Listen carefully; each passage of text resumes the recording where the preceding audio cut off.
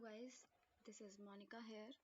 आज हम अपनी नई वीडियो के साथ आए हैं कि हम किसी भी क्वाड्रेटिक इक्वेशन को कैसे फैक्टराइज कर सकते हैं। अब जैसे मैं अपनी पिछली वीडियो में आप सबको बता चुकी हूँ कि क्वाड्रेटिक इक्वेशन होती क्या है, तो हम अब आगे पढ़ेंगे कि मैंने वहाँ पर आपको ये भी बताया था कि क्वाड्रेटिक इक्वेशंस को कैसे फैक्टराइज कर सकते हैं। वहाँ पर मैंने आपको 3 मेथड बताए थे, एक middle term splitting method, completing the square method and the third one is quadratic formula. अब उनमें से हम एक मेथड आज एक्सप्लेन करने जा रहे हैं जो कि है हमारा मिडिल टर्म स्प्लिटिंग मेथड। तो गाइस देखिए हम कैसे मिडिल टर्म स्प्लिटिंग मेथड होता क्या है और इसकी हेल्प से हम कैसे अपनी इक्वेशंस को सॉल्व कर सकते हैं। तो जैसा कि हम जानते हैं जो हमारा फैक्टर होता है, जो हमारी इक्वेशन होती है, क्वाड्रेटिक इक्वेशन की जो स्टैंडर्ड फॉर्म होती है वो होती है हमारी ax square plus bx plus c, जो कि सबसे टॉप में ऊपर यहाँ पर ये लिखी हुई है, ये रही दिस वन। ठीक है, सबसे पहले हमें क्या करना होता है, फर्स्ट स्टेप हमारा ये होता है कि इनमें से अगर कुछ भी कॉमन फैक्टर आ रहा है, हाईएस्ट कॉमन फैक्टर आ रहा है, तो सबसे पहले उसको बाहर निकालना। दूसरा, फिर हमारे पास में होता है ए एक्स स्क्वायर के कोएफिशिएंट को और जो हमारी कांस्टेंट टर्म होती है इसको मल्टीप्लाई करना, दैट इज ए सी। फिर हमें एक ऐसा पेयर फाइंड आउट करना होता है कि जिसको मल्टीप्लाई करने पर तो हमारा ए सी आए, बट ऐड या सब्ट्रैक्ट जिसका सम हमारा क्या आता है, middle term, that is B की फॉर्म में आना चाहिए। उसके बाद हम उस इक्वेशन को वापस से लिखेंगे एज अ सम और a difference of the factor, जो हमारे फैक्टर आए थे ए सी के, उसके फैक्टर के फॉर्म में हमें बी को स्प्लिट करके लिखना होता है और उसको फिर हम क्या करते हैं, ग्रुप बना करके उसको फैक्टराइज कर देते हैं और उसमें से जो भी हमारा कॉमन फैक्टर आता है उसको बाहर निकाल लेते हैं। और अगर हमें वो चेक करना होता है तो हम मल्टीप्लाई करके चेक कर सकते हैं कि जो हमने फैक्टर्स निकाले हैं वो सही हैं या फिर गलत।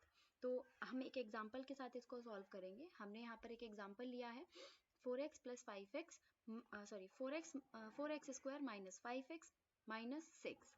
तो हमने सबसे पहले क्या देखा कि यहाँ पर देखो 4, 5, -5 और -6, इनमें से सिर्फ एक ही फैक्टर आ रहा है, कॉमन फैक्टर, दैट इज 1 और -1।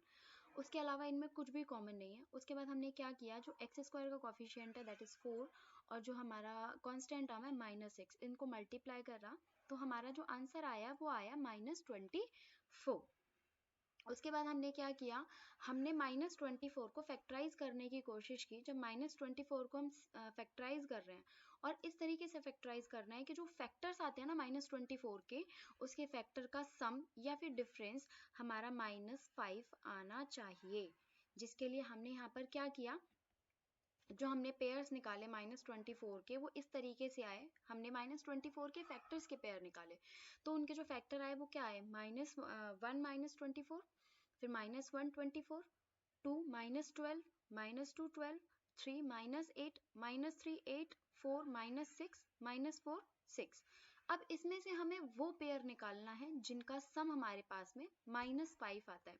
तो ये सारे जब हमने इनको सम अप किया, देखा, तो यहाँ पर सिर्फ एक ही पेयर ऐसा आ रहा है जो कि हमारा क्या है, 3 -8। अगर मैं इसको सम करती हूँ तो हमारा जो आंसर आता है वो -5 आ जाता है, जो कि हमें यहाँ पर रिक्वायरमेंट इसी की थी।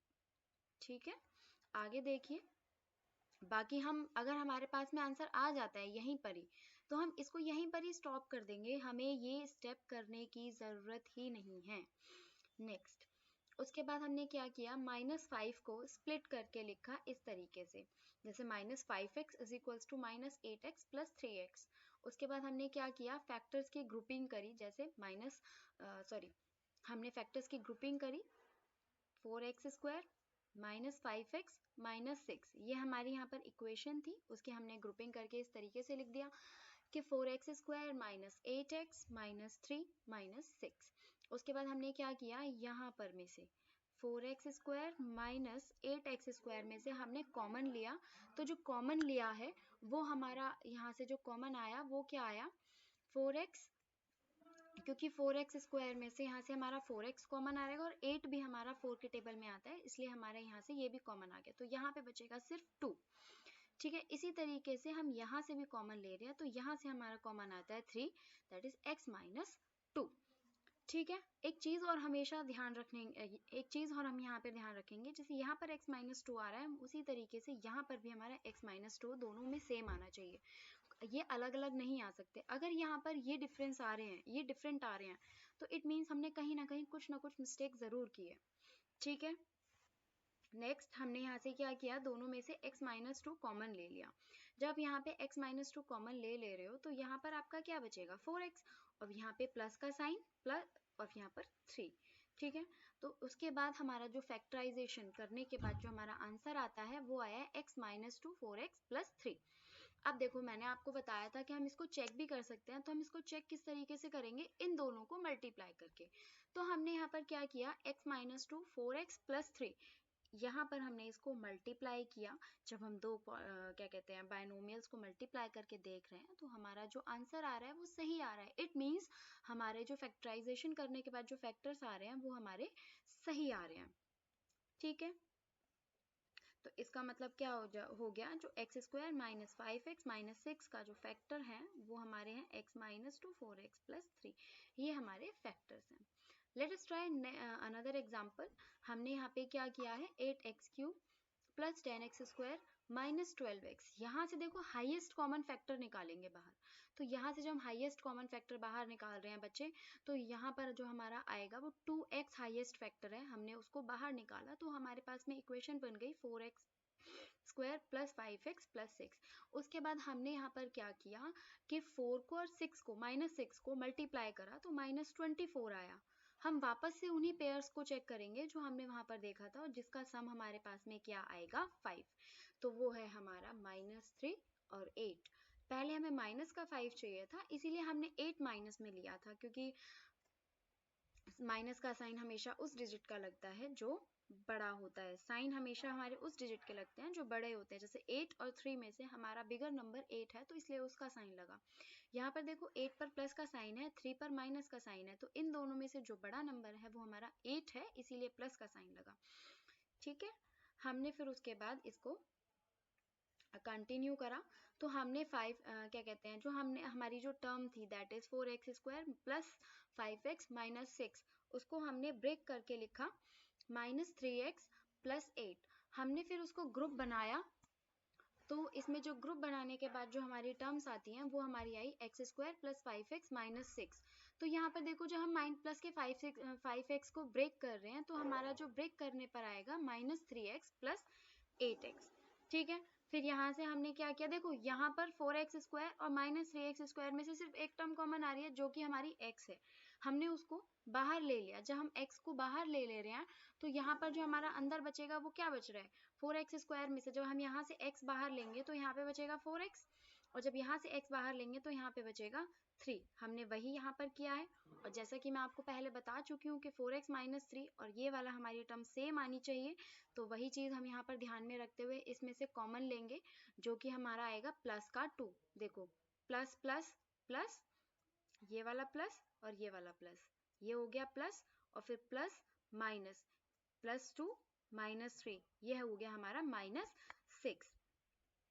तो हमारे जो फैक्टर्स आए हैं वो आए हैं x प्लस 2 4x माइनस 3। तो it means 8x cube plus 10x square minus 12x का जो फैक्टराइजेशन आएगा वो हमारा क्या आया 2x x plus 2 4x minus 3। I hope ये आपको यहाँ तक क्लियर हो गया होगा। देखो यहाँ पर एक और एग्जाम्पल हमने लिया हुआ है, तो यहाँ पर एक चीज देखो, इसकी जो डिग्री आई है वो हमारे पास में 5 है। हाईएस्ट जो डिग्री है वो हमारे पास में क्या है 5। इट मीन्स एक चीज और हमेशा ध्यान रखना कि जितनी हाईएस्ट डिग्री होती है हमारे उतने ही ज्यादा फैक्टर्स होते हैं। यानी एक चीज देखो, यहाँ पर मेरी डिग्री क्या है, हाईएस्ट डिग्री वो 5 है। इट मीन्स इसके कितने सॉल्यूशंस एग्जिस्ट कर सकते हैं बेटा, 5 सॉल्यूशंस इसके एग्जिस्ट कर सकते हैं।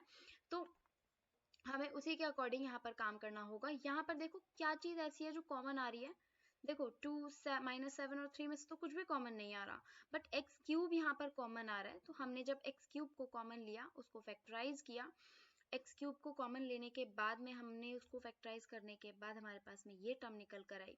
तो 2 फैक्टर्स तो हमारे इससे आ गए, और यहाँ से हमारे 3 फैक्टर निकलेंगे।